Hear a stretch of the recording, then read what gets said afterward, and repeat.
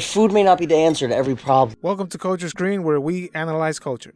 In this episode, we are summarizing the 17th episode from Season 6 of the Sopranos series titled Walk Like a Man.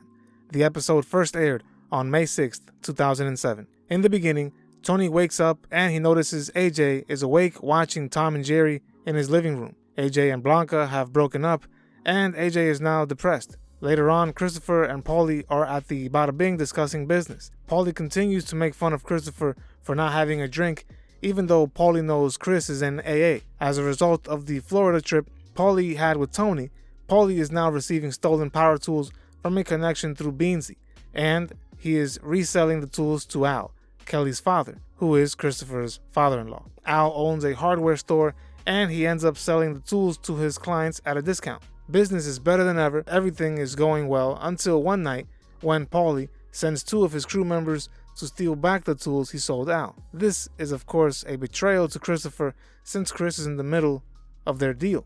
As soon as Christopher hears about this, he goes to confront Paulie, but Paulie truly does not care about Chris or his relationship to Al. Chris then stops by Paulie's to get the money Al paid him for the tools, but Paulie refuses to pay up and Chris leaves to tell Tony. When he arrives at Tony's office, Tony belittles his issue. Tony tells Chris that he will have to wait because he is dealing with an enormous business venture with Silvio and Bobby. Christopher tries telling Tony that it's not about the business, and Tony insists that it's always about business. In these scenes, the viewer gets another inside peek into how Christopher is treated both by Paulie and Tony. Tony and Paulie simply do not care about Chris or his personal life. Christopher feels like he has given his life to work for Tony, and that he has received very little in return. In another scene, Tony speaks to Agent Harris and Agent Goddard when they stop by Satrialis. We learn from Agent Harris that Phil Leotardo once tried to have an FBI agent beaten and violated. Tony wants to have Agent Harris on his side, and so he gives information to Harris about having seen Ahmed and Muhammad acting suspiciously lately. Harris reminds Tony that by helping him, he will write a letter and add it to his file, so that if he is ever sentenced, a judge would see that he was working to help the FBI, and this would lighten his sentence. Tony likes what he hears and proceeds to tell the agents everything he knows about Ahmed and Muhammad. Although in the series we never hear about Ahmed and Muhammad again, they serve as a reminder of how the FBI was shifting its focus from domestic to foreign threats after 9/11. As we catch back up with AJ, we see he is still depressed and continues to sob every chance he gets. We see just how weak AJ is when he sees a couple happily enjoying their pizza at the pizzeria he works at. AJ is unable to contain his emotions, and he ends up quitting on the spot and running home. After AJ quits his job, he continues to cry at home while only watching TV. He refuses to eat, socialize, or do any chores around the house, and this leads his depression to worsen. One night, Meadow goes to Tony and Carmela, and she explains how a college girl took her life by jumping off the roof of a building on campus. Meadow explains how AJ is also demonstrating similar characteristics to the girl she knew in college. She is afraid AJ may attempt to take his life, and this leads Tony and Carmela into thinking about additional ways of helping AJ get over his depression. In Tony's next session with Dr. Melfi, he explains to Melfi that he feels AJ has inherited depression from him. Tony tells Dr. Melfi that he no longer wishes to continue therapy because it only makes him feel better in the moment. Tony then goes on to blame himself for AJ's predicament. At one point, Tony starts comparing AJ to the sons of his crew members, and Melfi tells him that he cannot compare them because he truly does not know those other boys. As Dr. Melfi listens to Tony's monologue, he ends their session by asking Melfi if talking about his problems is the only point in therapy to begin with. We learn from this scene that psychology is not a replacement for leading a rewarding, meaningful life. That although therapy can help us manage the stress and trauma our lives produce, therapy cannot erase the trauma we receive or the mistakes we make in life. Tony expects his life to fall into order by paying a psychiatrist, rather than being responsible for his own actions and decisions. Tony feels as if therapy can organize his life and help him fill the God-sized hole in his soul. But that is not how it works. Tony wishes his life were different. He wishes AJ and Christopher, essentially his two sons, to be different, but they are weak. And it is all a direct result of his actions, and he understands that now he must bear the consequence of his decisions. If they're all the complaining and they're crying, is this all there is?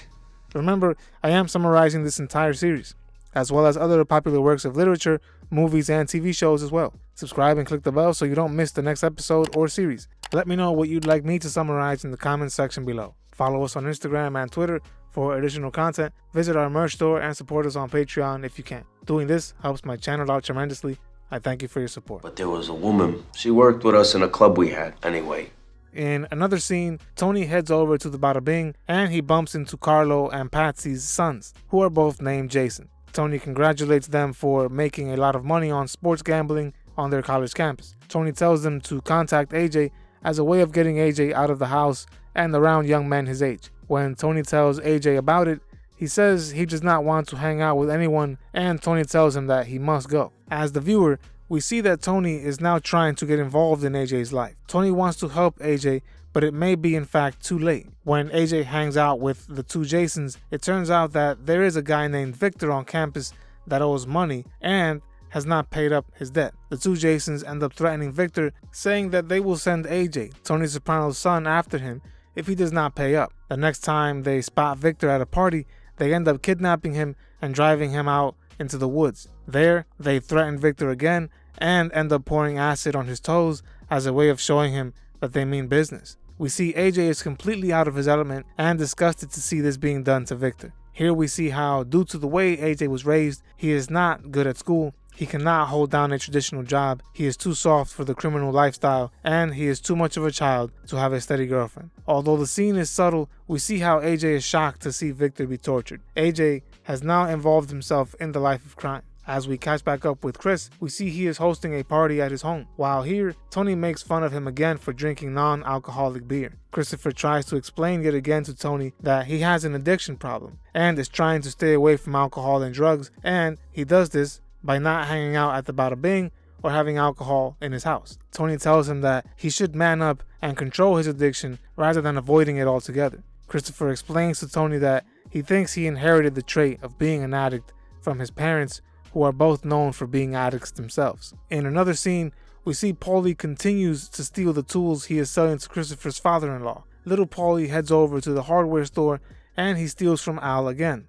When Christopher finds out, he heads over to Little Paulie's location and tosses him out of the story window. Little Paulie ends up in the hospital, badly injured. Paulie retaliates by destroying Christopher's front yard landscaping. This could have all been avoided if Tony would have intervened between Christopher and Paulie's issue regarding the power tools from the beginning. Eventually, Christopher and Paulie are forced to move on and forgive each other. Tony makes Paulie pay for Little Paulie's hospital bills if Christopher can ignore the $40,000 worth of damage done to his front lawn. Christopher approaches Paulie at the Bada Bing and he decides to be the bigger man by apologizing to Paulie for injuring Little Paulie. Paulie is shocked to hear an apology and he asks the bartender to bring a drink for him and a club soda for Christopher. Christopher counters by saying he'll have an alcoholic drink like the one Paulie is having, and a few drinks later, Christopher is drunk. He starts to open up to Paulie about the love he feels for his daughter and how it's unlike anything else he could have ever imagined.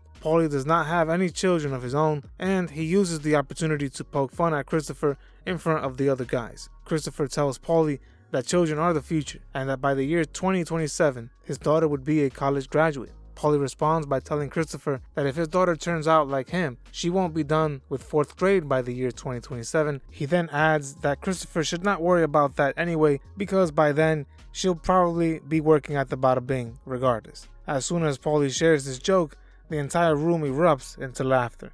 As Christopher pans across the room, we see how everyone in the room laughs at Christopher's expense, even Tony. Christopher is devastated by this and he leaves the Bada Bing. Chris heads over to JT Dolan in a drunken state and he begins to vent about how everyone laughed at his expense. He shares with JT how he could severely damage his crime family if he chose to with one simple phone call. He shares how he has knowledge about multiple murders and crimes that would destroy the lives of many members of his crew. In the end, JT refuses to see Christopher as a victim and he dismisses Christopher by reminding him that he is a member of the mafia. It finally hits Christopher that what he is going through is part of the life he has chosen for himself. This is the last straw for Chris, and he takes out his anger and frustration on JT by killing him instantly with one shot. In the last scene, we see Christopher arrive at his home.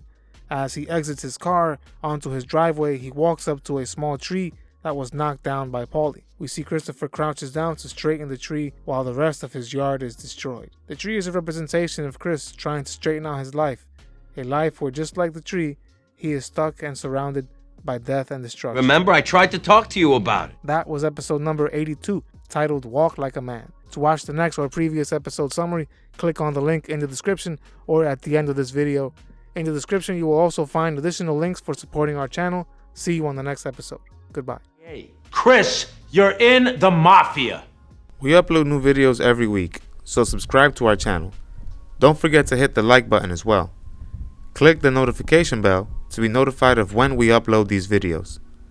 See you on the next episode of Culture Screen.